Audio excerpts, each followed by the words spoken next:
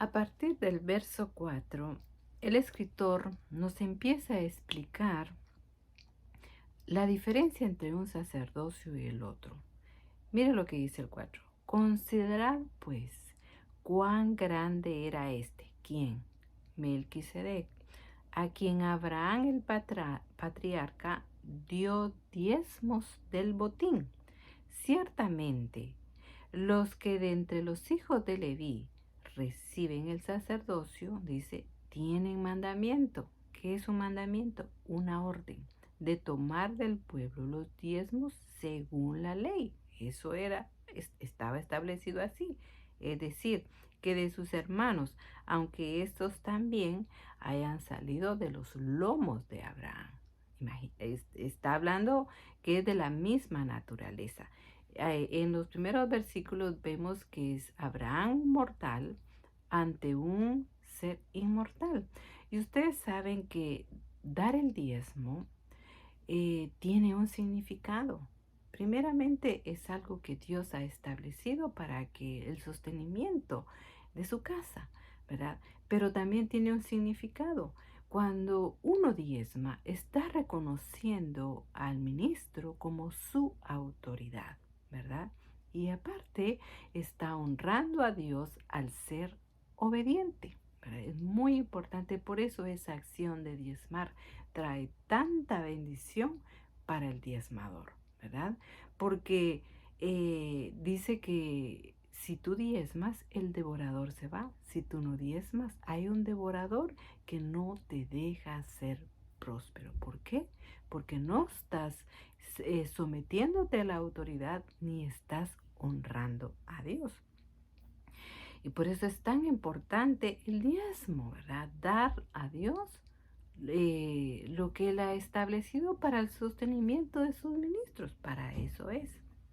Luego dice, pero aquel cuya genealogía no es contada entre ellos, tomó de Abraham los diezmos y bendijo al que tenía las promesas. Y sin discusión alguna, no se puede decir que no. Sin discusión alguna, el menor es bendecido por el mayor. Ese es el orden. Nunca un menor va a bendecir al mayor, ¿verdad? Sino el mayor bendice al menor. Dice, a quien ciertamente recibe los diezmos, hombres mortales, pero aquí uno de quien se da testimonio de que vive, que no es mortal, que es eterno, hablando de Melquisedec y de Abraham. Y por decirlo así, mira lo que dice, en Abraham pagó el diezmo también Leví, que recibe los diezmos. Lo que está tratando de el escritor es que nosotros comprendamos la grandeza de este sacerdote, de Melquisedec, del rey de justicia, del rey de paz, que aún Abraham, Leví, que para el pueblo de Israel eran los más grandes, eran menor en autoridad que Melquisedec. Y dice, porque aún estaba en los lomos de su padre cuando Melquisedec le salió al encuentro. Yo creo que eran los bisnietos de Abraham, pero estaban en sus lomos. Acuérdense que ahí no había nacido, creo yo, todavía Isaac, ¿verdad? Tampoco Jacob no había nacido, pero ya existían en los lomos de Abraham. Y a través del patriarca Abraham, tanto Leví como todo Israel diezmó, ¿verdad? Reconoció en Abraham la autoridad de Melquisedec, que era sacerdote del Dios Altísimo. Cualquiera que lo lee lo entiende. Melquisedec era sacerdote del Dios Altísimo.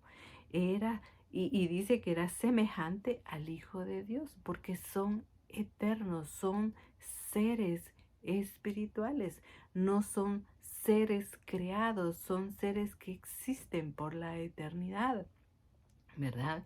Y mire el título, sacerdote del Dios Altísimo.